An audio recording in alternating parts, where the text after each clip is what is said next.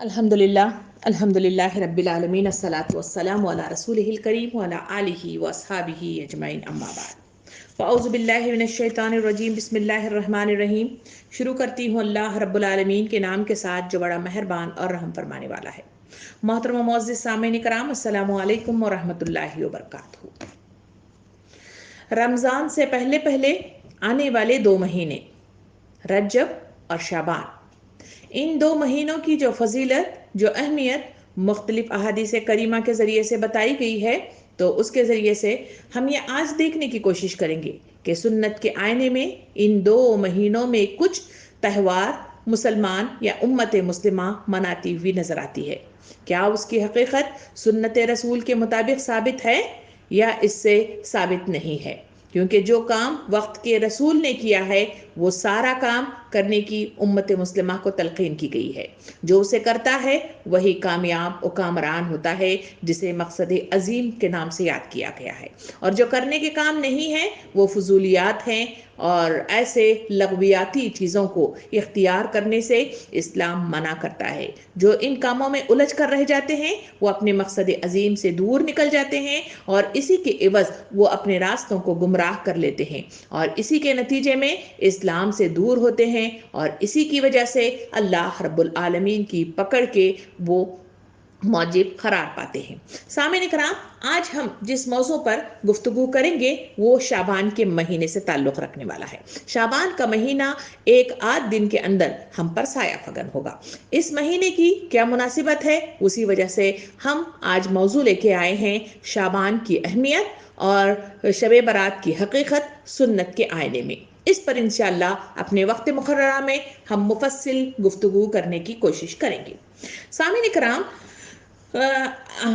جب رمضان کا مہینہ آنے سے پہلے ایک مہینہ آتا ہے جسے شعبان کے نام سے یاد کیا جاتا ہے۔ اسلامی تاریخ کے جو مہینے ہیں وہ 12 مہینے ہیں۔ ان 12 مہینوں میں 8ویں نمبر پر آنے والا جو مہینہ ہے وہ شعبان ہے، اور یہ شعبان کا جہاں ذکر کیا جاتا ہے اس شعبان کا معنی ہے، شعب سے وہ نکلا ہوا ایک ورڈ ہے، اور اس کی جمع ہے شبائین یا شبانات، یا شعب کے معنی ہے جدا جدا ہو جانا۔ واقعہ یہ ہے کہ یہ جو اسلامی تاریخی مہینوں کے جس طرح نام رکھے گئے ہیں، یہ مہینوں کے نام وہاں کے مقامی باشندے یعنی عرب کے درمیان میں رہنے والے لوگوں نے اس ناموں کو ترتیب دیا ہے، اور ان کے نام ان کے موسمی لحاظ سے اتار چڑھاؤ کو دیکھ کر ان کے نام مرتب کیے ہیں یا ان کے نام رکھے گئے ہیں۔ اسلامی کیلنڈر عرب میں تشکیل پایا ہے،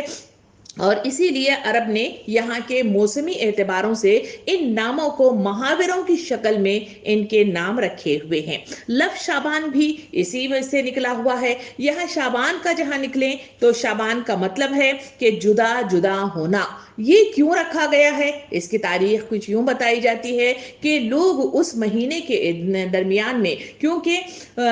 ایک جگہ جمع ہو جاتے تھے، تو پھر مطلب رجب کا مہینہ وہ مہینہ ہے جس میں امن و امان ہے، اور اسی میں تعظیم کا مہینہ ہے، اسی وجہ سے اس مہینے میں لوٹ مار وغیرہ نہیں ہوا کرتی تھی۔ اور پھر جب شعبان آ جاتا تو لوگ مطلب جو ہے اپنے آپ کو پھر سے اسی کاموں میں ملوث کر دیتے تھے، اور پھر وہ اپنے گھروں سے نکل کر جدا جدا الگ الگ مقامات پر کہیں کام کرنے کی غرض سے اور کہیں لوٹ مار کی غرض سے بہرحال متفرق ہو کر گھروں سے نکل پڑتے تھے۔ اسی مناسبت سے اس مہینے کا نام انہوں نے شعبان رکھ دیا، یعنی جدا جدا ہونے والے، اپنے گھروں سے نکل کر کھڑے ہونے والے۔ اسی طرح انہوں نے اس مہینے کو بھی شعبان کے نام سے تعبیر کیا اور اس کا نام رکھ لیا۔ عرب کے زمانے میں لوگوں کا یہ حال تھا کہ وہ مہینے میں جہاں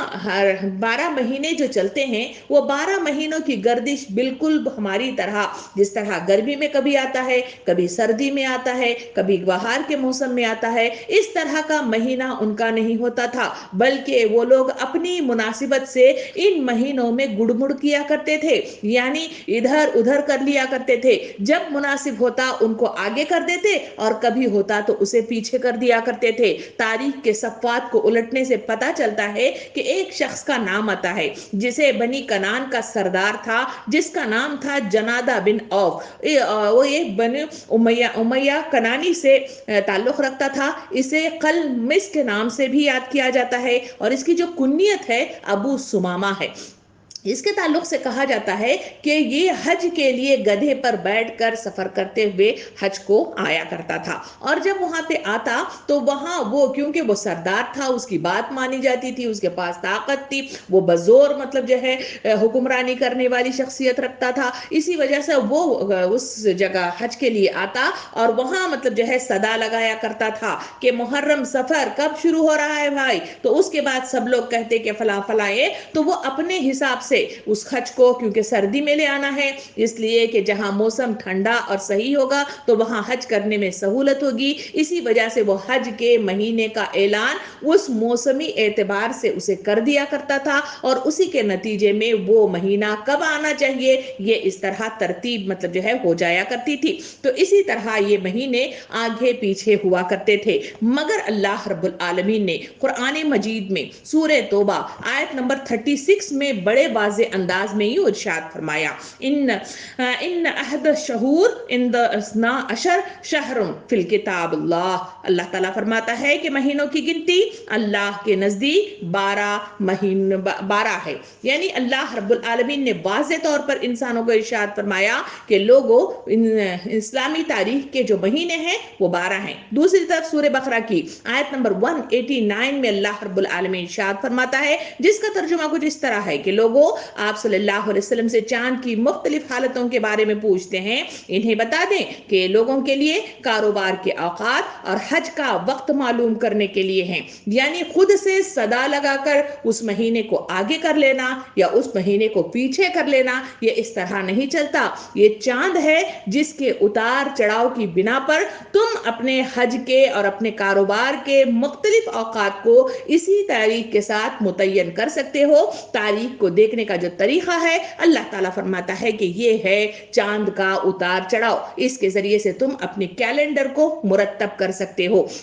ये सिलसिला नबी करीम सल्लल्लाहु अलैहि वसल्लम के दौर ही से शुरू हुआ और नबी करीम सल्लल्लाहु अलैहि वसल्लम ने हज के मौके पर जब जमा हुए आखिरी हज्जतुल विदा के मौके पर आप सल्लल्लाहु अलैहि वसल्लम ने माह जिलहज्जा ही में मतलब जो है ये जब हज किया तो उस वक्त नबी करीम सल्लल्लाहु अलैहि वसल्लम ने लोगों को पूछा था ये कौन सा महीना है, तो फिर आकर जो गर्दिश अय्याम चलती है वो उस वक्त जिलहज्जा की तारीख बिल्कुल पूरी तरह से उस चांद के मुनासिब तरतीब दी गई थी। इसी वजह से अल्लाह के रसूल सल्लल्लाहु अलैहि वसल्लम ने वाज़े अंदाज में इरशाद फरमाया कि ये घूम घाम कर अपनी असली हालत में आ गया है और वहां से ये कैलेंडर की तरतीब शुरू हुई और इस तरह से ये शाबान का महीना जो मैं और आप गुजार रहे हैं इसी कैलेंडर के एतबार से चलता रहा। उस तारीख के बाद जहां वक्त के रसूल ने अपनी कमांडरी में जब नबूवत का नुज़ूल हुआ और उम्मत मुस्लिमा को जब इस्लाम की तालीमात देनी जाने लगी तो उस वक्त से लेकर कैलेंडर को तरतीब दिया गया और बाकायदा तौर पर ये महीने आगे पीछे होते हैं, कभी सर्दी में आते हैं, कभी गर्मी में आते हैं, कभी बहार के मौसम में आते हैं, कभी बारिश के मौसम में आते हैं। बहरहाल गर्दिश अय्याम चलती होती नजर आती है। हजरत उमर रज़ी अल्लाह अन्हु के जमाने में कहा जाता है कि उन्होंने इन तारीख ये महीनों के जो नाम है वो उसी मुनासिबत से रहने दिए और इसको चेंज नहीं किया गया। अलबत्ता जो उतार चढ़ाव है वो नबी करीम सल्लल्लाहु अलैहि वसल्लम के हज्जतुल विदा के मौके पर जो तब्दीली आई और उसी तरह से उसके बाद इसको गुड़मुड़ नहीं किया गया और लैलुन निहार इसी तरह बिल्कुल पूरी तरह सही चलता हुआ मेरे और आप तक चलता हुआ नजर आ रहा है। ये है वो महीनों की तारीख जो मैं और आप देख रहे हैं। सामीन कराम, अल्लाह रब्बुल आलमीन ने जमीन और आसमान, रात और दिन, हर चीज का खालिक मालिक है। रात और दिन, माह साल के मजमुए का नाम जमाना कहलाता है, मगर लोगों ने इस माह साल को किसी को उन्होंने बाबरकत साबित कर दिया है और किसी महीने को लोगों ने खुद ही अपने तरफ से उसे मनहूस करार दिया है। मगर बजाते खुद महीना वो साल और दिन और हफ्ते कोई भी मनहूस नहीं है, बल्कि खुश नसीब और बुरा वो भला कोई भी मतलब जो है दिन, साल और महीना नहीं है, बल्कि बुराई करने वाले खुद बुरे हैं और इसी वजह से वो माह, साल और दिन और जमाने को बुरा ठहराते हुए नजर आते हैं। تو اسی وجہ سے کچھ مہینوں کی فضیلت اللہ کے رسول صلی اللہ علیہ وسلم نے دی ہے اور کچھ مہینوں کی فضیلت اللہ کے رسول صلی اللہ علیہ وسلم نے نہیں دی. ان میں سے شعبان بھی وہ مہینہ ہے جس میں نبی کریم صلی اللہ علیہ وسلم نے اس کی فضیلت اور اہمیت دوسرے مہینوں کی مطابق اس طرح نہیں دی ہے اور اسے اسی طرح ترتیب دیا گیا ہے. محترم سامعین کرام, مہینوں کے نام پر قوم اپنی قومی زبان میں اس طرح نام رکھے ہوئے ہیں, اسی لیل النہار کی تبدیلی کے باعث اس کو ترتیب دیا گیا اور اسی طرح اس نام کی چلت پھرت میرے اور آپ تک چلتی بھی آئی ہے. سامعین کرام, ہمارے رہبر اور رہنما حضور کریم صلی اللہ علیہ وسلم کا اس شعبان کے مہینے میں ان کا انداز کیا تھا اور اس کی فضیلت اور اہمیت اور اس کی حقیقت ہمارے سامنے کیا بیان کرتے ہیں, یہ پہلا حصہ ہے جس کی تفصیلات آئیے ہم بڑی تفصیل کے ساتھ دیکھنے کی کوشش کریں گے. سامعین کرام, اللہ کے رسول صلی اللہ علیہ وسلم اس مہینے کی آمد جیسے ہی ہو جاتی, انفرادی طور پر اور اجتماعی طور پر اس مہینے میں باقاعدہ طور پر رمضان کی تیاری کے لیے اپنے آپ کو تیار کر لیتے اور اس کی تربیت کا سامان اس مہینے میں بڑے شور کے ساتھ کرتے ہوئے نظر آتے تھے. نبی کریم صلی اللہ علیہ وسلم کی احادیث کریمہ حضرت عائشہ رضی اللہ عنہ سے مروی جو ہیں وہ اس طرح بتاتی ہیں کہ نبی کریم صلی اللہ علیہ وسلم شعبان کے علاوہ آپ کسی اور مہینے میں اتنے روزے کبھی نہیں رکھتے تھے. یعنی اس مہینے میں استقبال رمضان کے لیے تیاریوں والا مہینہ یہ شعبان کہلاتا ہے. اس مہینے میں رمضان کے لیے تیاری کی جاتی کیونکہ وہ رمضان وہ مہینہ ہے جس میں اللہ رب العالمین کی جانے والی نفل عبادات کو فرض کا درجہ دیتا ہے اور فرض عبادات کو 70 گنا تک بڑھا کر اسے افضلیت عطا کر دی جاتی ہے. اس وجہ سے کیونکہ وہ بڑا مہینہ ہے, اس بڑے مہینے کی تیاری کے لیے شعبان ہی سے وقت کے رسول صلی اللہ علیہ وسلم اس کی کثرت کیا کرتے تھے. سب سے پہلا کام اس حدیث مبارکہ کے ذریعے سے مجھے اور آپ کو معلوم ہوا وہ یہ ہے کہ وہ روزے کے ذریعے سے اس میں کثرت کیا کرتے تھے. ایک تاریخ کے صفحات ہمیں یہ بھی بتاتے ہیں کہ نبی کریم صلی اللہ علیہ وسلم کبھی کبھی پورے مہینے کے روزے وہ اس شعبان کے مہینے میں رکھا کرتے تھے اور کبھی ایک تاریخ کے صفحات یہ بھی بتاتے ہیں کہ کبھی روزہ رکھتے اور کبھی چھوڑ دیا کرتے تھے. اس طرح کثرت تعداد میں روزہ رکھنے کی اگر کہیں مثال مجھے اور آپ کو ملتی ہے وقت کے رسول کی زندگی میں تو وہ شعبان کا مہینہ ہے جس میں کثرت تعداد کے ساتھ وہ روزہ رکھتے ہوئے نظر آتے تھے. اور یہ معمول اس وقت تک رہتا تھا جب تک کہ رمضان کا چاند نظر نہیں آتا تھا. اس کے استقبال کے لیے وہ روزہ رکھا کرتے تھے, اس کے استقبال کے لیے نمازوں میں کثرت کیا کرتے تھے, اس کے استقبال کے لیے وہ بڑی کثرت کے ساتھ انفاق فی سبیل اللہ میں اپنے آپ کو ملوث رکھتے تھے اور اس میں اسی مشقت میں اپنے آپ کو جاری و ساری رکھتے تھے. حضور کریم صلی اللہ علیہ وسلم سے نے ارشاد فرمایا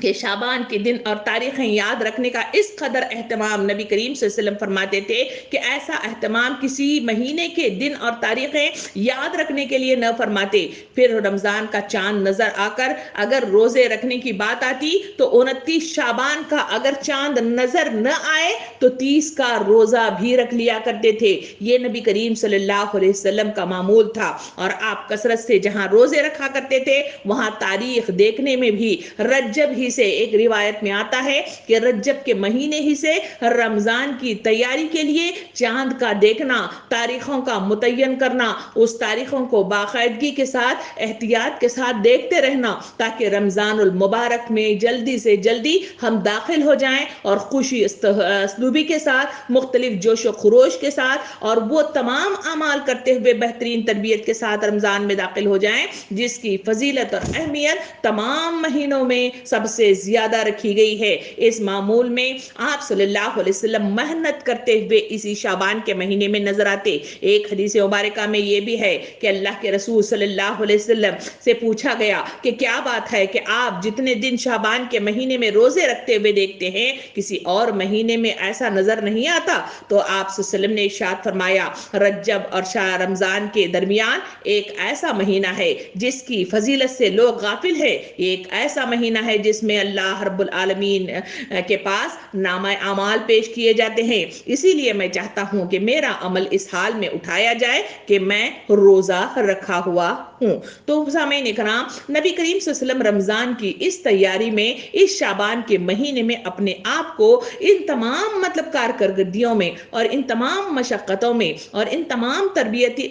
چیزوں میں اپنے آپ کو لگائے رکھتے، محنت کرتے، جدوجہد کرتے ہوئے نظر آتے تھے. روزے کے علاوہ آپ سخی اور نرم دل ویسے ہی تھے، مگر تاریخ کے صفحات بتاتے ہیں، حضرت عائشہ رضی اللہ عنہ اس کے سلسلے میں روشنی اس طرح ڈالتے ہیں کہ آپ صلی اللہ علیہ وسلم معاف کرنے میں اور سخاوت کرنے میں اس مہینے میں ہواؤں سے زیادہ تیز ہو جایا کرتے تھے، اور آپ کے گھر، آپ کے دروازے پر اگر کوئی سائل آ جائے تو وہ خالی ہاتھ اس ماہ میں کبھی بھی نہیں جاتا تھا اور اسے بھرپور دیا کرتے تھے. یہ ہے وہ تربیت جو رمضان کے مہینے میں داخل ہونے سے پہلے ہر امت مسلمہ کو اپنے اندر پیدا کرنے کی کوشش کرتے رہنا چاہیے. اس انفرادی عبادت کے آپ صلی اللہ علیہ وسلم معاشرے کی تربیت کے سلسلے میں بھی انفرادی ہی نہیں بلکہ اجتماعی طور پر لوگوں کے درمیان اہتمام کرتے ہوئے نظر آتے تھے. آپ اس مہینے میں لوگوں کو جمع کرتے، ان کو تلقین حق کرتے اور ان کو مختلف طریقے سے آگاہی رمضان کی دیتے اور مختلف طریقے سے رمضان کی کس طرح ٹریننگ ہونی چاہیے، کس طرح سے تربیت ہونی چاہیے، کس طرح سے ذہن سازی ہونی چاہیے، کس طرح سے اس کے لیے فکر مند ہونا چاہیے. یہ تمام کام اس مہینے میں آپ صلی اللہ علیہ وسلم کثرت سے کرتے ہوئے مجھے اور آپ کو نظر آتے تھے. معاشرے کے افراد کو ایک جگہ اکٹھا کیا جاتا تھا اور انہیں آنے والے مہینے یعنی رمضان کی برکات اور اس کے فضیلتوں اور اس کی اہمیت کو ان کے سامنے بیان کیا جاتا، ان کے احساسات کو ابھارا جاتا، ان کے احساسات میں انقلاب برپا کرنے کی کوشش کی جاتی اور ذوق و شوق کو ان کے اندر پیدا کرنے کی بھرپور کوشش کیا کرتے تھے. ایک بار کا واقعہ ہے کہ آپ صلی اللہ علیہ وسلم 29 شعبان جب ہوا تھا تو اس وقت آپ صلی اللہ علیہ وسلم نے لوگوں کو جمع کیا تھا اور وہاں خطاب فرمایا تھا. اس خطاب کے کچھ الفاظ میرے اور آپ کے سامنے احادیث کریمہ کے ذریعے سے کچھ اس طرح ملتے ہیں. آپ صلی اللہ علیہ وسلم نے ارشاد فرمایا، لوگو تم پر بڑا ہی عظمت و برکت مہینہ سایہ فگن ہونے والا ہے. اس مہینے میں روزے فرض کر دیے جاتے ہیں، ان کی راتوں میں قیام اور نوافل کی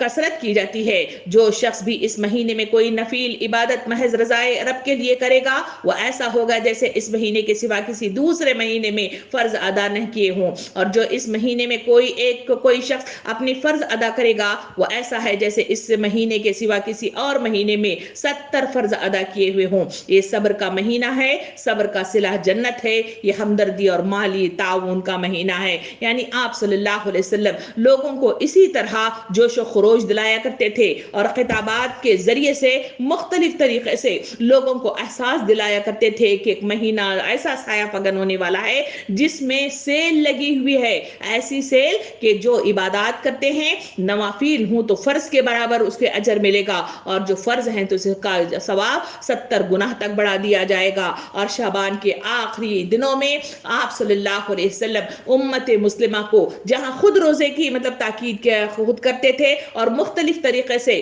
پورے مہینے کے روزے رکھتے تھے، مگر امت مسلمہ کو تلقین اس شعبان کے مہینے میں اس طرح بھی کی گئی ہے کہ آپ صلی اللہ علیہ وسلم شعبان کے 15 تاریخ کے بعد لوگوں کو روزہ رکھنے سے منع بھی کیا جاتا تھا. اگر کسی روزہ ہر مہینے رکھنے کی، ایام بیعت کے روزے رکھنے کی اگر کسی کو عادت ہے یا پھر جمعرات اور پیر کو رکھنے کی عادت ہے تو ایسے لوگ اس سے مستثنا ہیں، یعنی انہیں کرنے کی کوئی چھوڑنے کی ضرورت نہیں ہے. جو لوگ اس کے عادی نہیں ہیں ان کو کہا گیا کہ 15 شعبان تک روزے رکھا کریں، اور اگر اس کے بعد آپ پر عادت نہیں ہے تو اس کے لیے اپنے آپ کو اتنا مشقت میں نہ ڈالا کریں، کیونکہ رمضان کے مہینے کہیں ایسا نہ ہو کہ اس کی کثرت کی بنا پر رمضان کے مہینے میں سست پڑ جائیں اور پھر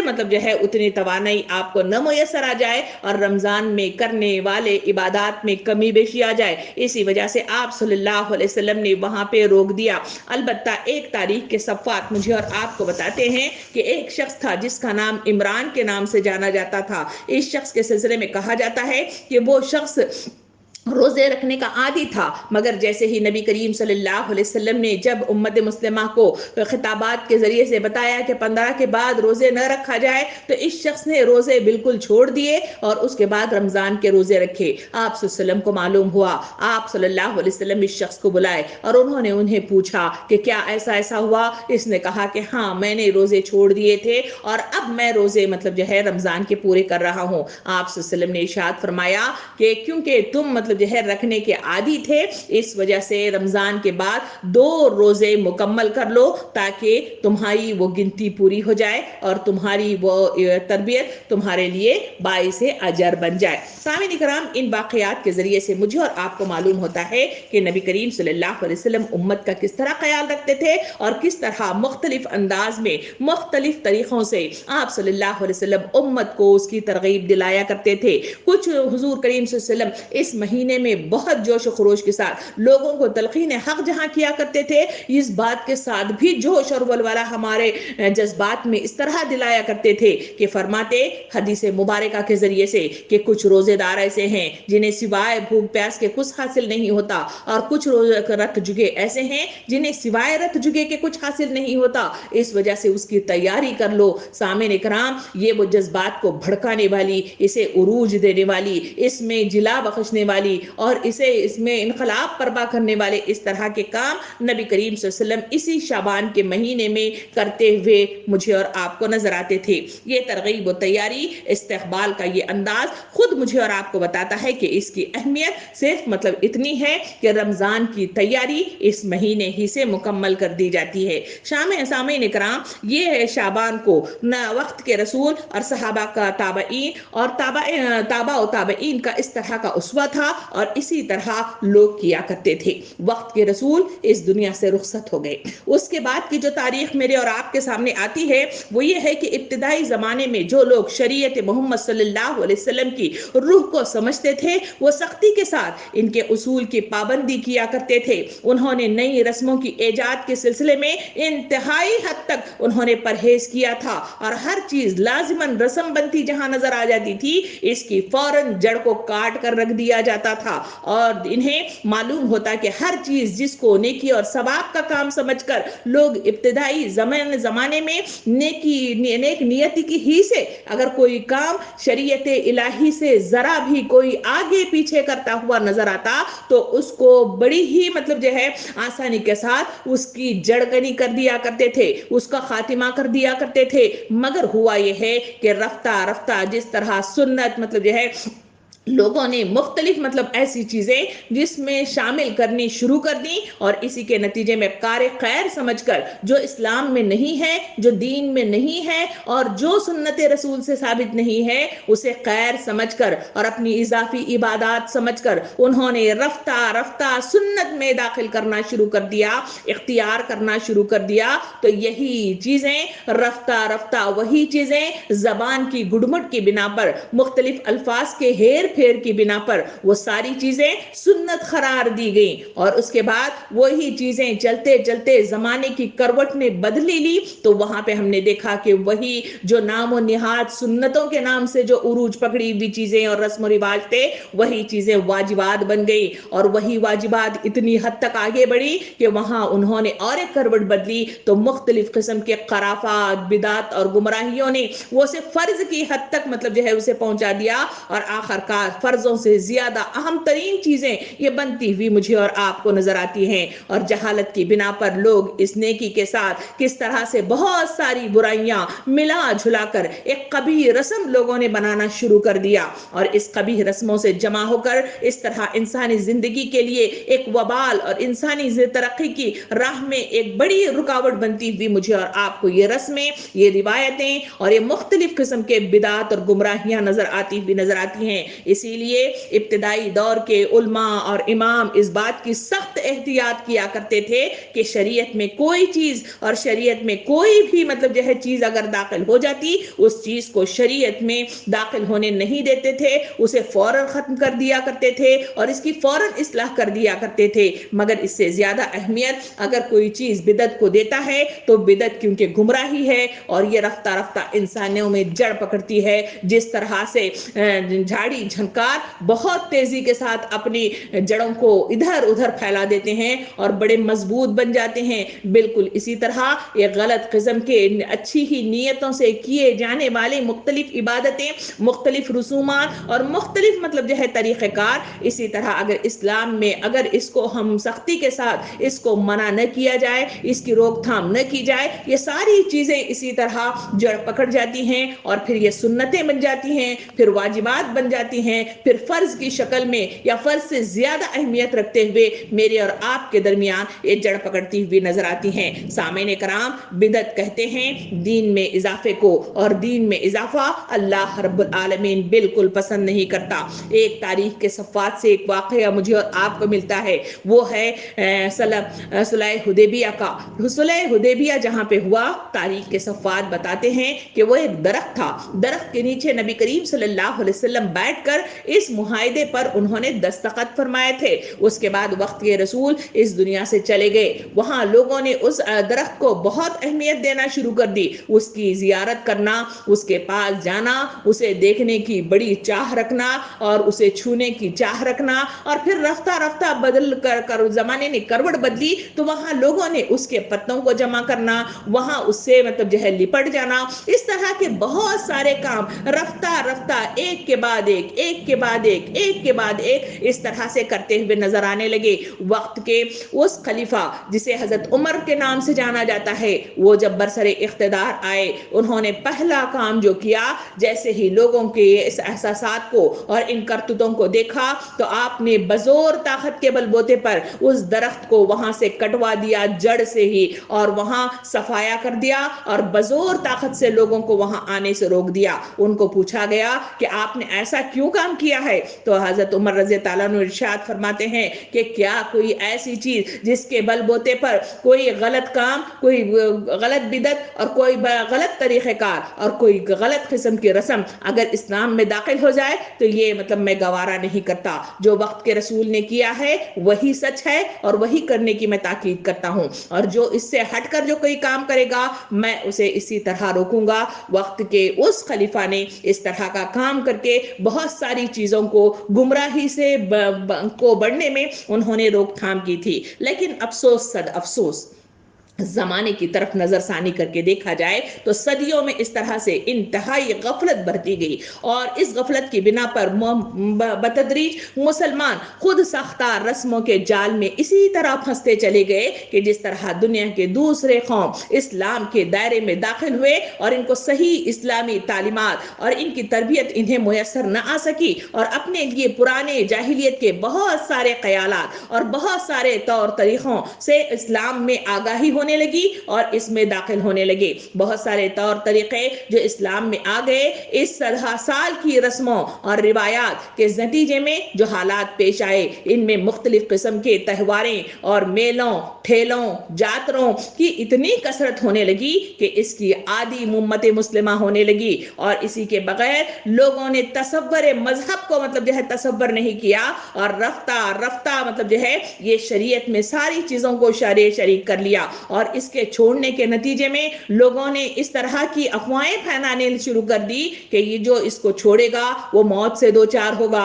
اس کے رزق میں کمی واقع ہو جائے گی, اس کے اپنے چھین لیے جاتے ہیں, اور مختلف مطلب جو ہے بیماریاں لاحق ہو جاتی ہیں, مختلف قسم کے وباءات آتے ہیں. اس طرح کی افواہیں بھی لوگوں نے پھیلانا شروع کر دیا, اور انہی رسموں کے بوجھ تلے جو پرانی زنجیروں میں جو وہ بندھے ہوئے تھے, اسی چیزوں کو تو توڑنے کے لیے, اسی چیزوں کے خاتمے ہی کے لیے تو وقت کے رسولوں کو اس دنیا میں بھیجا گیا, اور ان کو اس بندشوں سے, ان زنجیروں سے انہیں دور کرنے کی کوشش کی گئی. مگر امت مسلمہ پھر اس خرافات کے نتیجے میں, ان کی روک تھام نہ کرنے کے نتیجے میں, علماء کرام کی خاموشیوں کے نتیجے میں, علماء کرام کے تبلیغ دین کے حق کے کام نہ کرنے کی بنا پر, اور امت مسلمہ دین سے عاری ہو جانے کی بنا پر, اور امت مسلمہ دین کا شوق مطلب جو ہے جو علم حاصل کرنا چاہیے اس شوق کی کمی کی بنا پر پر جو حالات پیش آئے وہاں اس بوجھ تلے وہ دبتے ہوئے نظر آئے،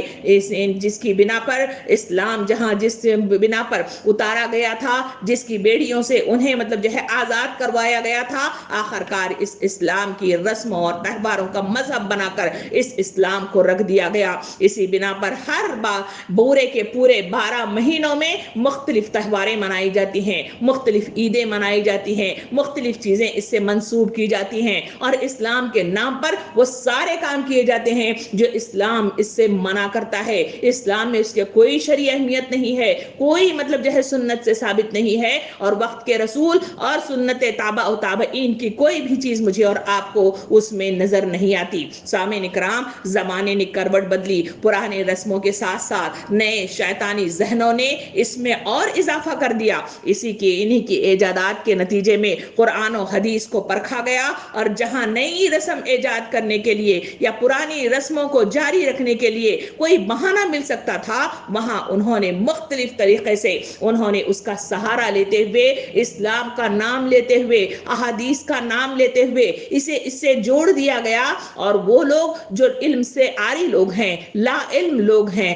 معصوم لوگ ہیں، جاہل لوگ ہیں، ان تمام کاموں میں اپنے آپ کو ایسا سمجھ کر کہ وہ اسلام ہے اس کو قبول کرنا شروع کر دیا۔ اور ان سارے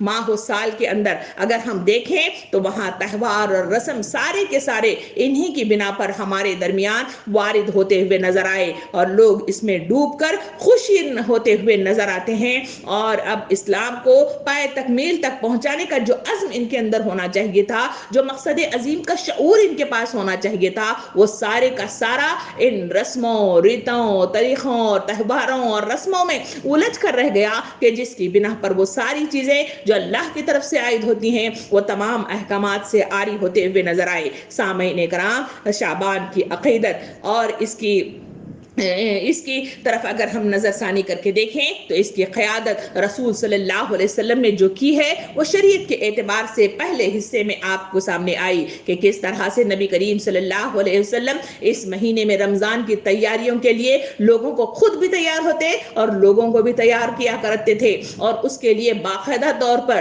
وقت کے رسول نے وقت دے کر اپنے الفاظ کے ذریعے سے وہ جوش بھرنے کی کوشش کرتے تھے، لوگوں کو احساسات دلانے کی کوشش کرتے تھے، مگر لوگوں نے اس کو مطلب بدل کر رکھ دیا، کیونکہ کچھ ذہنی شیاطین جو تھے وہ انہوں نے اسے مختلف طریقے سے مختلف غلط قسم کی باتیں اس میں جوڑ کر لوگوں کے ذہنوں کو بدل کر رکھ دیا تھا۔ اس وجہ سے 15 شعبان کی جو اہمیت ہے وہ رسم و رواج میں پھنس کر اسلام کی صحیح روح سے بہت دور نکل گئی ہے، اور اس میں وہ کام نہیں ہوتے جو وقت کے رسول اور تابع و تابعین کرتے ہوئے نظر آتے تھے، بلکہ وہ کام کرتے ہوئے نظر آتے ہیں جو شیاطین نے ہمیں دے دیے ہیں، وہ کام کرتے ہوئے نظر آتے ہیں جو گمراہی کے راستے ہیں، جو وہ کام کرتے ہوئے نظر آتے ہیں جو اللہ کے رسول اور اللہ رب العالمین کی کتابوں میں وہ موجود نہیں ہے۔ سامعین کرام، آئیے کچھ کمزور احادیث جنہوں نے مختلف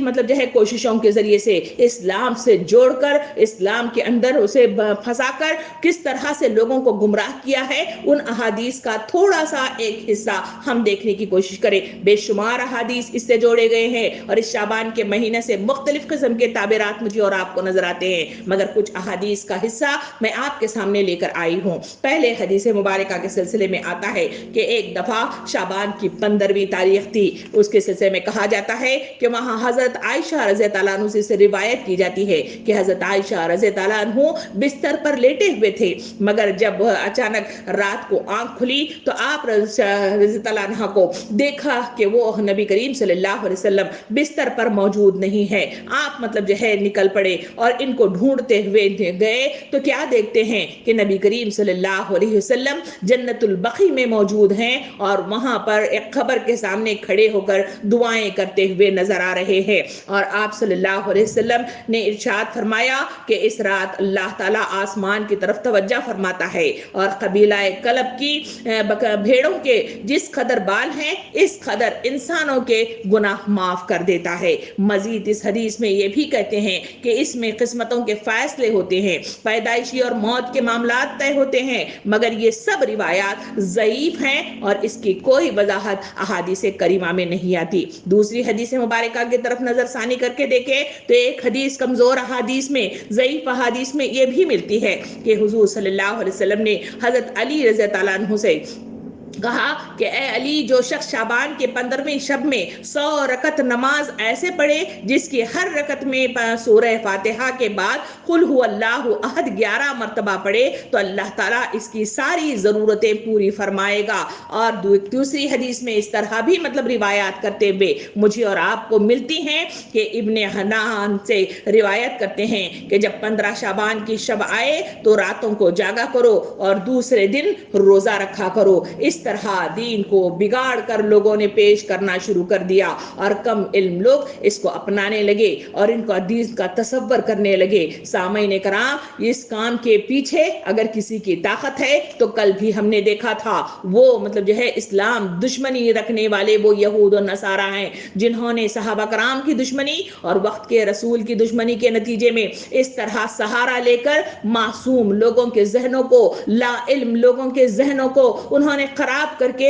ان رواجوں کو، ان روایتوں کو، ان تہواروں کو اور ان تمام مطلب رسموں کو معاشرے کے اندر چلتا پھرتا کر دیا۔ اس وجہ سے زمانے نے کروٹ بدلی تو ان کمزور احادیث کی بنا پر جو معاشرے میں اس شعبان کے مہینے میں جو کام کرتے ہوئے نظر آتے ہیں وہ یہ ہے کہ رات کو جاگنا اور روزے رکھنا اور روایات اور سنت سے ثابت مطلب جو ہے چیز لوگ سمجھتے ہیں اور اسے کرتے ہوئے نظر آتے ہیں۔ قبرستانوں کو ڈیکوریٹ کیا جاتا ہے، اس میں اس کو سجایا جاتا ہے، اس کی زیارت لازمی قرار دی جاتی ہے، لوگ بڑے جوش و خروش کے ساتھ جاتے ہیں۔ اگر کوئی شخص اس میں قبرستان کی زیارت نہیں کرتا اور اس دن کے اندر وہ اپنے آپ کو تیار نہیں کرتا، لوگ اسے مختلف لان تان کرتے ہیں، مختلف اس کی پکڑ کرتے ہیں اور بہت زیادہ اسے برا تصور کرتے ہیں جو اس دن کے اندر اس قبرستانوں کی زیارت نہیں کی جاتی۔ سامعین کرام، شعبان کو شب برات کے نام سے بھی یاد کیا جاتا ہے۔ مختلف لوگ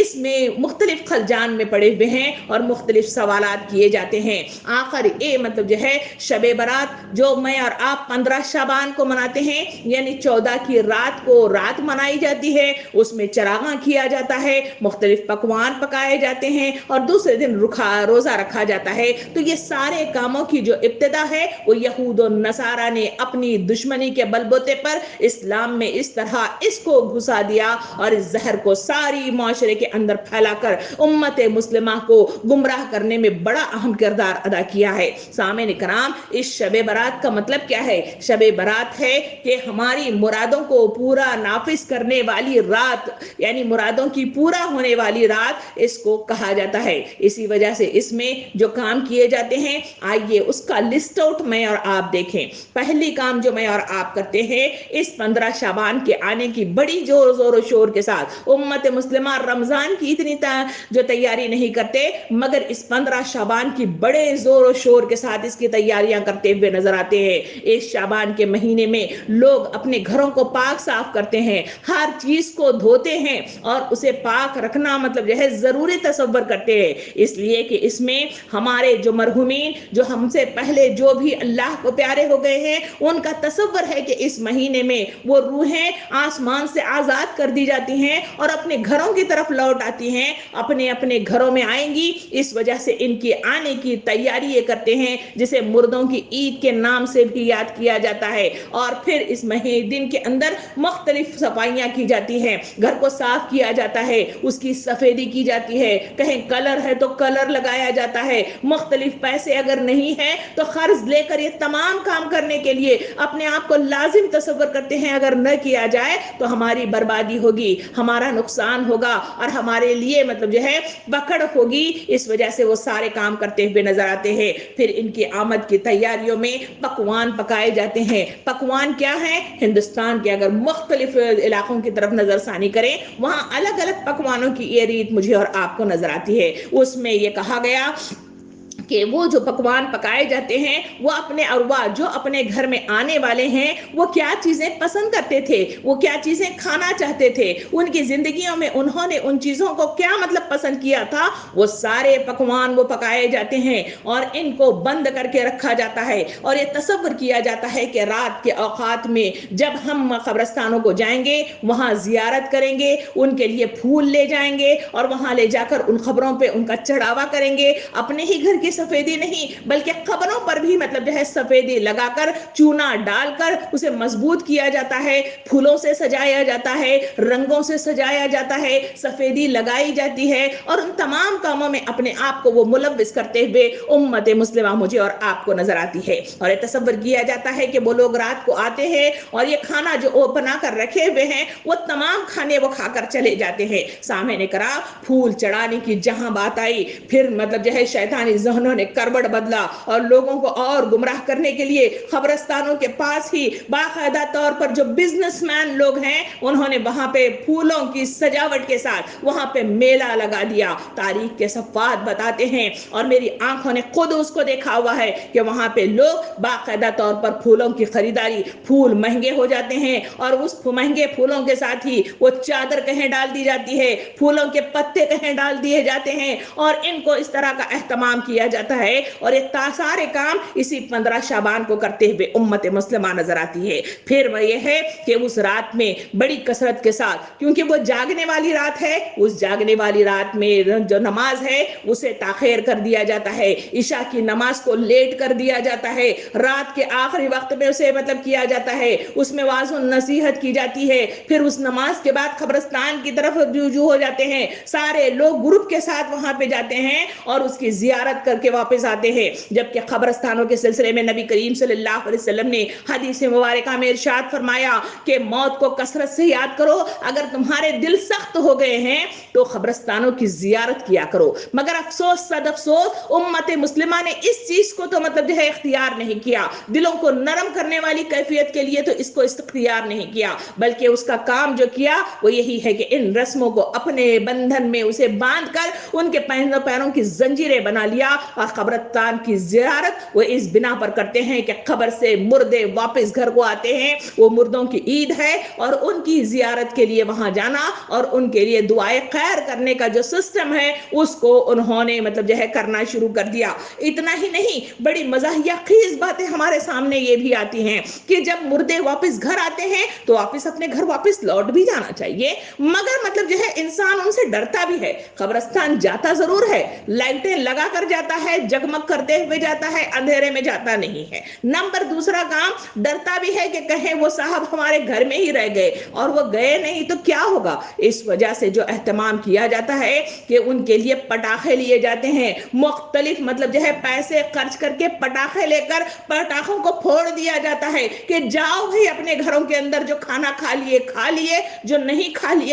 لیے، چلو اپنے گھر کو واپس خبروں میں واپس چلے جاؤ۔ اس وجہ سے پٹاخہ بازی بھی کی جاتی ہے، پٹاخوں پر خرچ کیا جاتا ہے، پیسوں کا ضیاع کیا جاتا ہے، جہاں وقت کے رسول نے اور اللہ رب العالمین نے قرآن مجید کے اندر اور حدیث کریمہ کے ذریعے سے مجھے اور آپ کو جو تلقین کرتا ہے کہ اللہ کے راستے میں خرچ کرو، جو بھوکے ہیں ان کو پہناؤ، ان کو کھلاؤ، یہ ہے رزق کا انتظام۔ مگر ان تمام کاموں کے علاوہ ہم نے جو خرافات اپنے اوپر لاد لیے ہیں وہ اس کے بنا پر ہم یہ سارے پیسے وقت کا ضیاع اور ساتھ ساتھ وقت کی مطلب جو ہے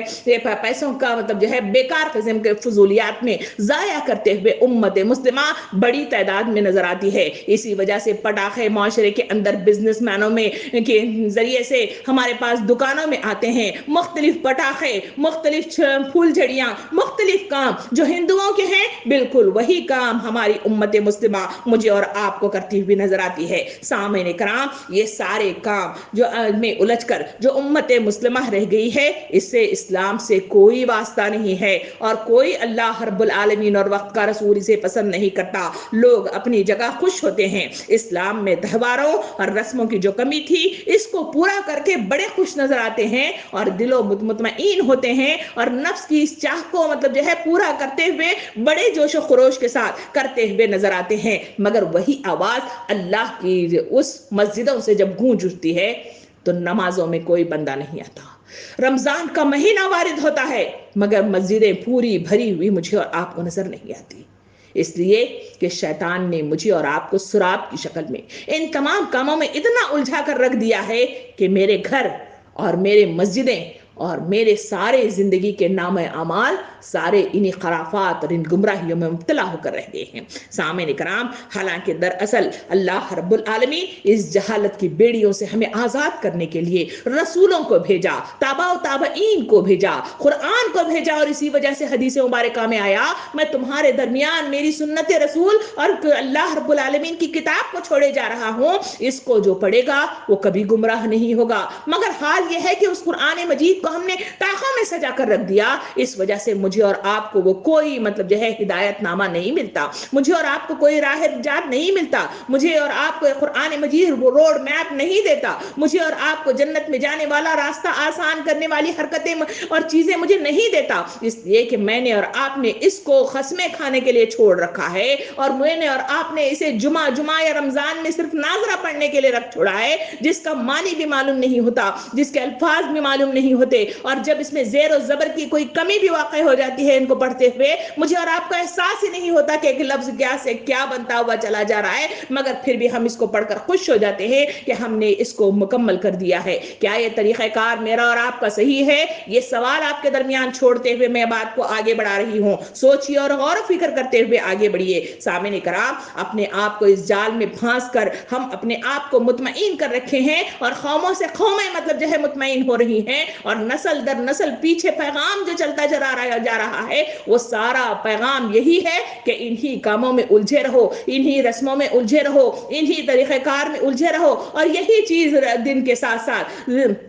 उम्र के साथ साथ सारा पैगाम इसी तरह चलता जा रहा है, और मुझे और आपको बिल्कुल एहसास से हम आ रही है। सिर्फ दुआएं करते हैं, मग़फ़िरत के सिलसिले में दुआएं करते हैं और मन्नतें करते हैं कि हमारे हक में दुआ कीजिए। क्या ऐसी दुआएं मेरे और आपके हक के लिए काफ़ी हैं? क्या मेरी और आपकी ये दुआएं आसमान पर अल्लाह रब्बुल आलमीन उरूज को पहुंचाने के लिए काफ़ी हैं? सवाल आपके दरमियान है, मेरे दरमियान है। दिल में एहसास के साथ इसको सोचिए, गौर फिक्र कीजिए कि मेरी और आपकी कामयाबी किस मिज़दाक में है, और कामयाबी मिल सकती है कि नहीं मिल सकती। सामईन किराम, शबे बारात को उमूमन मुसलमानों का एक त्यौहार समझा जाता है, और ऊपर बयान शुदा मुख्तलिफ किस्म के मरासिम की पाबंदी की जाती है। धूमधाम के लिहाज से गोया मुहर्रम के बाद यही वो महीना है जिसमें मुसलमान बड़ी कसरत के साथ धूमधाम से त्यौहार मनाते हुए नजर आते हैं। मगर सच्ची बात यह है कि खामखा का बनावटी त्यौहार हमने बना रखा है। न कुरान में इससे कोई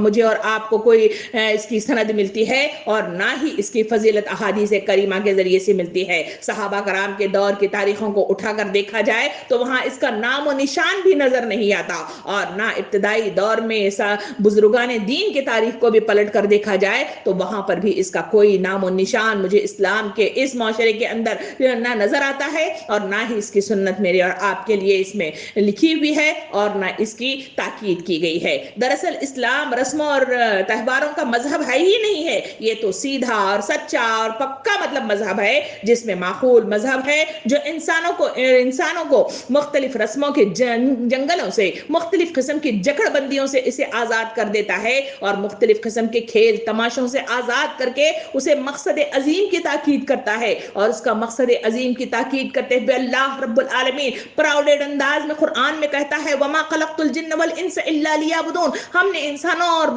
जिनों को सिवाय मेरी बंदगी के किसी और गर्ज के लिए पैदा नहीं किया है। और इसी के लिए ही तो अल्लाह रब्बुल आलमीन ने बाकायदा तौर पर कुरान मजीद में जो आयात करीमा नाजिल की हैं उसका मफहूम मुझे और आपको मिलता है कि जो हिदायत है उसका पैगाम रसानी का काम, अल्लाह के दीन को अल्लाह की जमीन पे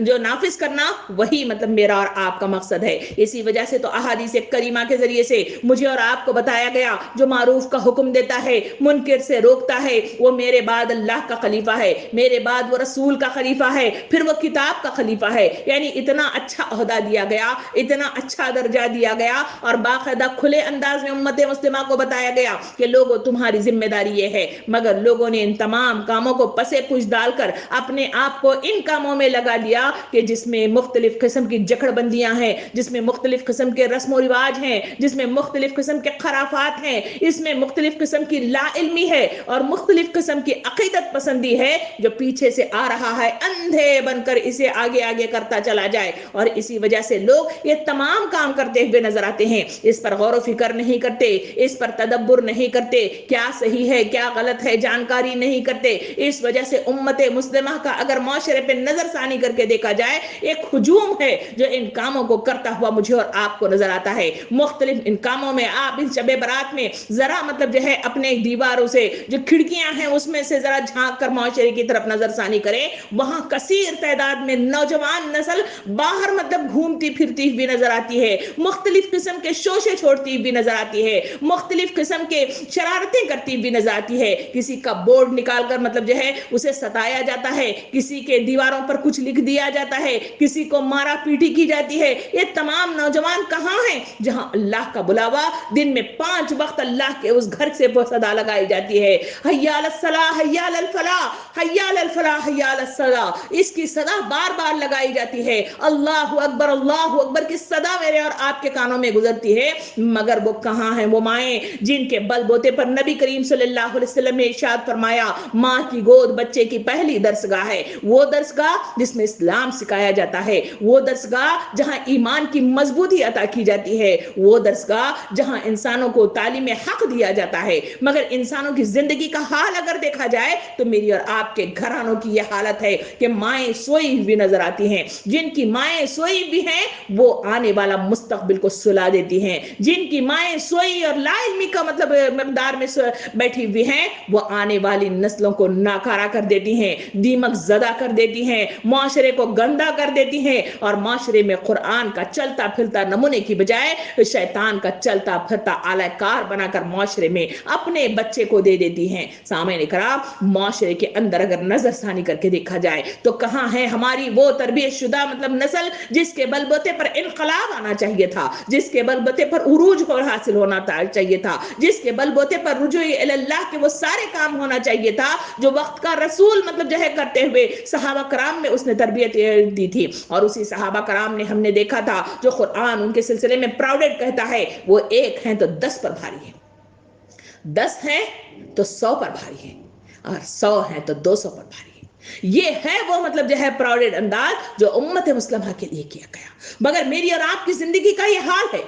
کہ ہمارے جو پرزے اس معاشرے میں چلتے پھرتے نظر آتے ہیں وہ ایسے ناکارہ ہیں, ایسے ناکارہ ہیں کہ صد افسوس امت پر مجھے اور آپ کو کرتے ہوئے نظر آنا پڑتا ہے کہ جہاں دین کا کوئی علم نہیں ہے, کوئی شرعی احکام ان سے پوچھا جائے تو انہیں کوئی معلومات نہیں ہے کہ دین کا صحیح علم کیا ہے, روزے کی صحیح حقیقت کیا ہے, رمضان میں کیا کیا جاتا ہے, رمضان میں کیا تربیت ہونا چاہیے, اور رمضان مجھے اور آپ کو کیا بیان کرتا ہے. نہ کوئی ایک حدیث مبارکہ یاد ہے, نہ کوئی آیات کریمہ یاد ہے, نہ کوئی مطلب علم حاصل ہے کہ جس کے بل بوتے پر فقہی مطلب مسائل کو میں اور آپ حل کر سکیں. تو بتائیے پیغام رسانی کا کام کیسے ہوگا, معاشرے کے اندر اسلام کیسا چلتا پھرتا نظر آئے گا, معاشرے کے اندر سے برائیاں جو پنپتی ہوئی نظر آ رہی ہیں ان تمام برائیوں کا خاتمہ کیسا ہوگا. کیا میں اور آپ صرف مطلب جو ہے سر کو سر جوڑ کر اس مسئلے کے لیے گفتگو کرتے رہیں, بحث کرتے رہیں تو کیا اس کا حل نکل سکتا ہے؟ پیاری بہنوں یقین رکھیے یہ حل کبھی نہیں نکل سکتا. اس حل کے لیے مجھے اور آپ کو گودوں کو مسلمان بنانا ہوگا, اپنے ذہنوں کو مسلمان بنانا ہوگا, دلوں کو مسلمان بنانا ہوگا, نیتوں میں اخلاص للہیت پیدا کرنی ہوگی, صحیح معلومات سے علم حاصل کرنا ہوگا, جو علم پیچھے سے آ رہا ہے اس پر ٹھنڈے دل کے ساتھ غور و فکر کرنا ہوگا کہ جو کچھ میں کر رہی ہوں صحیح ہے یا نہیں صحیح ہے. مثلاً طور پر کوئی دال بناتا ہے, دال میں میں कड़वाहट नजर आ रही है, दाल में फीकापन नजर आ रहा है, नहीं वो वैसा ही है, इस वजह से हम ऐसे ही पकाएंगे, ऐसा मुमकिनात में से नहीं है, उसे चख कर देखा जाएगा, पहली चीज। नंबर 2, अगर उसमें फिर भी मेरे जायके की कमी की बिना पर, क्योंकि तारीख के सफ़ात बताते हैं कि जिसको कोरोना वायरस हो गया है उसकी जबान मतलब जो है तमाम जायकों से आरी हो जाती है। अगर ऐसे वक्त में मेरी जबान अगर आरी हो गई है तो मैं क्या सबको मतलब जो है ऐसा खाना खिलाऊंगी जिसमें जायका ही नहीं है? नहीं, बल्कि अपने बाजू रहने वाले से पूछूंगी, मालूमात करूंगी, कमी को पूरा करूंगी, फिर उसे जायकेदार बनाऊंगी। ये मिसाल के जरिए से समझने की कोशिश करें कि इस्लाम वो दीन है जो मुझे और आपको अल्लाह की तरफ ले जाना चाहता है, जन्नत की तरफ मेरे और आपके कदम उठाना चाहता है, जन्नत मेरे और आपके लिए तैयार करना चाहता है। और उसी के लिए तो अल्लाह रब्बुल आलमीन ने अंबिया कराम को भेजा, ताबईन को तैयार किया, और मुख्तलिफ हम मेरे और आपके लिए मुख्तलिफ दाइयान इस्लाम को उठाया, मुख्तलिफ किस्म के मुफस्सिरीन और जो हमारे मुकाबिरीन हैं वो उठे और उन्होंने मुख्तलिफ तफासीर मेरे और आपके सामने पेश की। मगर मेरी और आपकी सदा क्या है? हर बार के साथ में ये आपके सामने ये जुमला और ये शेर आपके सामने पेश करती हूँ जो मेरे खुद एहसासात की अक्कासी करता है। वक्त मुझको नहीं बंदगी के लिए, बंदगी छोड़ दी जिंदगी के लिए। क्या ये सदा मेरी और आपकी है या नहीं है? अपने दिल से पूछिए। इज्तिमाआत को बुलाओ, वक्त मुझको नहीं बंदगी के लिए। नमाज के लिए बुलाओ, वक्त नहीं मुझको बंदगी के लिए। कई मतलब जो है पढ़ने के लिए बुलाओ, वक्त मुझको नहीं बंदगी के लिए। फिर आप मुख्तलिफ किस्म से मतलब जो है अलग अलग शोबों में जिंदगी के क़याम इस्लाम की जाए, वहां मतलब कहते हैं वक्त मुझको नहीं बंदगी के लिए। वक्त है किसके लिए? जातरों के लिए, मेलों के लिए, चिरागा करने के लिए, बेकार रस्मों को रिवाजों के लिए, अपने पैरों को मतलब जो है कल मतलब जो है मुझे 2 दिन पहले एक मतलब जो है दोस्त का फोन आया, वो कह रही है कि पैरों में इतना दर्द है, सुजन है कि मैं मतलब जो है डॉक्टर के इससे मैं बिल्कुल खड़ी नहीं हो सक रही, बिल्कुल पका नहीं सक रही हूँ। मैंने कहा अच्छा, मगर कह रही हैं कि क्योंकि मतलब जो है अभी रजब आया है, फिर शाबान आ रहा है, इस वजह से फिर वो वेट करना ही है, उस वजह से मैं पूरे घर को धो रही हूँ, अभी से काम कर रही हूँ। इतनी मेहनत अगर अल्लाह के दीन के क़याम के लिए थोड़ी सी कर ले, जन्नत का नूर मतलब जो है बन जाएंगी। थोड़ी सी मेहनत कर ले, खबर में काल कोठरी में मतलब जो है वसत पैदा हो जाएगी, सीधे हाथ में नामा अमाल देंगे और किसी की तरफ नजर उठाकर देखने की जरूरत नहीं है कि हमारे लिए मगफिरत की दुआएं कीजिए, हमारे लिए यहाँ मगफिरत की दुआएं भेजिए। सामीन कराम, मुझे और आपको जरूरत है। आइए कुछ अशियार की शक्ल में शायर मतलब जो है बड़े अच्छे अंदाज में कहता है, मियारे जिंदगी को उठाने के शौक में, मियारे जिंदगी को उठाने के शौक में किरदार हस्तियों से भी नीचे गिरा दिया, किरदार पस्तियों से भी नीचे गिरा दिया। ख्वाहिशों को खूबसूरत शक्ल देने के लिए, ख्वाहिशों को खूबसूरत शक्ल देने के लिए ख्वाहिशों की कैद से आजाद होना चाहिए। सामीन कराम, जरूरत है, शायर कहता है जरूरत है अब एक मरकज पे आने की जरूरत है, जरूरत है अब एक मरकज पे आने की जरूरत है, मगर किरदार को पहले बनाने की जरूरत है। मुसलमानों मुसलमानों उठो, गफलत से तुम बेदार हो जाओ, हिफाजत के लिए ईमान की तुम तैयार हो जाओ, रहो ईमान पर कायम, हदीसों पर निछावर तुम, ये दौरे इम्तिहान है दोस्तों, होशियार हो जाओ। ये पैगाम आज के इस मतलब टॉपिक का है। इस पैगाम के हिसाब से सवालात मुख्तलिफ होते हैं। क्या हमारे खानदान वाले बुलाएं तो खाया जा सकता है? क्या हम वैसी नीयत नहीं है फिर भी सफाई की जा सकती है? क्या उसके लिए वो नहीं बल्कि एक रोज़ा रखा जा सकता है? क्या उसी नीयत के साथ करना मतलब जो है सही है? उसके लिए आखिरी बात यह है कि नबी करीम सल्लल्लाहु अलैहि वसल्लम ने इरशाद फरमाया, सारे अमाल का दारोमदार नीयतों पर मुनहसर है। जो नीयतें इखलास के साथ होंगी अल्लाह ताला उसे उरूज बख्शेगा, जो नीयतों में अल्लाह की रुजुइयत होगी उसे अल्लाह रब्बुल आलमीन उसे नाम अमाल में जन्नतुन नईम अता करेगा। सोचिए, गौर फिक्र कीजिए। मालूमात देना हमारा काम है, मालूमात दी जाती हैं, मालूमात बेशुमार हैं, मगर इन मालूमात के साथ सवाल ये पैदा होता है कि मेरे और आपकी तब्दीली क्या वाकईतन हो रही है? क्या मेरे और आपके जहनों में सही अक्कासी हो रही है? क्या समझने की वो ताकत मेरे और आपके पास इस वक्त मौजूद है? क्या इस समझने की ताकत के बलबूते पर मैं और आप इनकलाब बर्पा کرنے والی وہ کیفیت کے ساتھ اپنی انفرادی تیاری کے لیے ہم تیار ہیں؟ اگر ہیں تو یقین جانیے کہ رمضان کا مہینہ میرا اور آپ کا باشعور ہوگا، عروج پہنچے گا اور پھر اللہ رب العالمین کے انعامات حاصل ہوں گے۔ اگر نہیں ہے تو خدا اپنے آپ کو بدلنے کی کوشش کیجئے، لوگوں کو بدلنے کی کوشش کیجئے، زبان میں تاثیر لانے کی کوشش کیجئے اور صحیح معنوں میں اٹھ کر کھڑے ہو جائیے، کیونکہ اس وقت امت مسلمہ سو نہ رہی ہے، اس وقت امت مسلمہ غفلت کا شکار ہے، اور اس وقت امت مسلمہ بہت سارے گناہوں اور مختلف قسم کے خرافات میں مبتلا ہے۔ ان کو بچائیے، کیونکہ یہ آگ انسانوں کو تباہ کر دے گی، یہ آگ مجھے اور آپ کو جہنم کی دہکتی ہوئی آگ میں پھینک دے گی، اور یہی آگ ہے جو اللہ کے عذاب کو پکارتی ہے، اور یہی وہ آگ ہے جو مجھے اس دنیا میں بھی فنا کر دے گی اور میرے نام اعمال کو بھی فنا اس آخرت کے میدان میں کرتے بے 70 لمبی زنجیروں میں جکڑ کر مجھے اور آپ کو ڈال دے گی وہ جہنم میں۔ اللہ رب العالمین سے دعا ہے کہ مجھے اور آپ کو بچائے، مجھے اور آپ کو محفوظ رکھے، اور صحیح معنوں کے ساتھ اللہ رب العالمین صحیح رخ کے ساتھ سوچنے سمجھنے والا ذہن عطا فرمائے، دل عطا فرمائے، اور صحیح رخ کے ساتھ نامہ اعمال کو اپنانے والے مجھے اور آپ کو بنائے۔ آمین۔ وآخر الدعوانا ان الحمدللہ رب العالمین۔